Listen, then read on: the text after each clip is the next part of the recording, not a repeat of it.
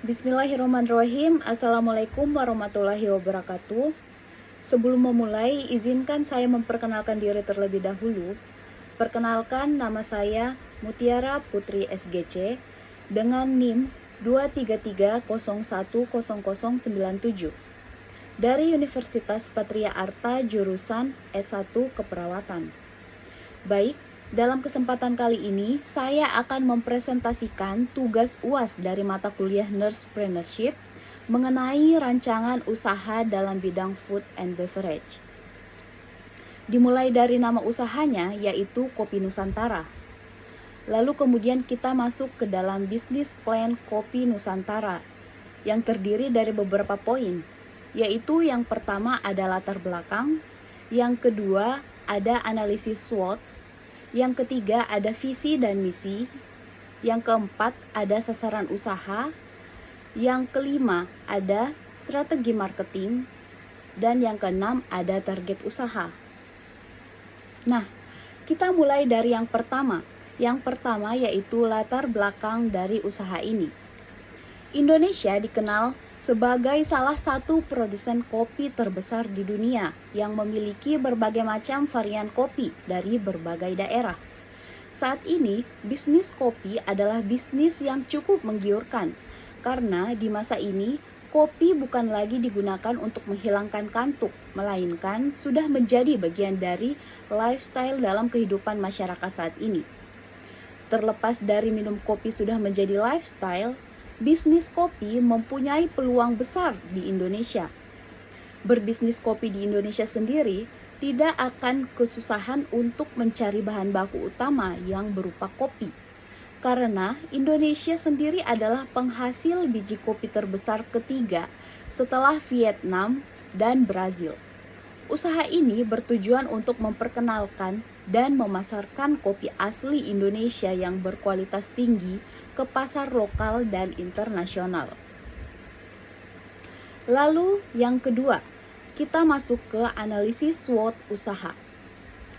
Dimulai dari yang pertama yaitu ada strength atau kekuatan. Nah, ada beberapa poin yang dapat dijadikan kekuatan di dalam analisis ini, antara lain yang pertama yaitu kualitas kopi Indonesia sudah diakui oleh dunia. Lalu yang kedua ada diversitas jenis kopi dari berbagai daerah di Indonesia. Macam-macam kopi di Indonesia ini terkenal dan mempunyai cita rasa masing-masing yang berbeda. Yang ketiga adanya tingginya minat masyarakat terhadap produk kopi.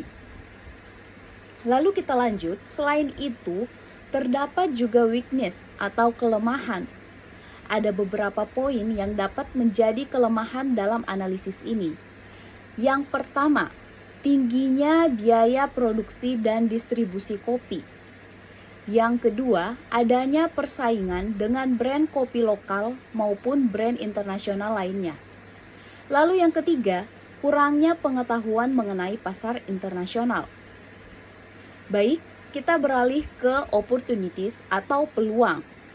Nah, ada beberapa peluang di dalam analisis ini, yaitu yang pertama, tren konsumsi kopi yang terus meningkat dari waktu ke waktu. Lalu yang kedua ada potensi ekspor ke pasar internasional cukup baik, sehingga pasar dan permintaan baru akan terus terbuka. Lalu yang ketiga, adanya dukungan dari pemerintah untuk produk UMKM dan produk lokal. Di samping peluang, tentu saja ada threats atau ancaman. Nah, ancaman yang pertama yaitu fluktuasi harga bahan baku kopi. Lalu yang kedua ada perubahan selera konsumen. Lalu ancaman ketiga, kebijakan perdagangan internasional yang tidak stabil. Baik, kita masuk ke bagian ketiga, yaitu visi misi usaha. Dimulai dari visi. Visinya yaitu menjadi brand kopi lokal yang dikenal dan dicintai, baik di pasar domestik maupun internasional. Nah, kita masuk ke misi. Misi ada beberapa poin. Yang pertama yaitu menyediakan kopi berkualitas tinggi yang berasal dari seluruh pelosok Indonesia. Lalu poin kedua yaitu mendukung petani kopi lokal dengan harga yang adil dan pelatihan kualitas. Lalu yang ketiga, memperkenalkan budaya dan cita rasa kopi Indonesia ke seluruh dunia. Lalu kita masuk ke bagian yang keempat. Nah, di bagian keempat ada sasaran usaha. Sasaran usahanya siapa saja? Yang pertama yaitu pasar lokal atau Indonesia, terutama di kalangan pecinta kopi dan kafe. Lalu yang kedua ada pasar internasional yang meliputi negara-negara Eropa, Amerika, dan Asia.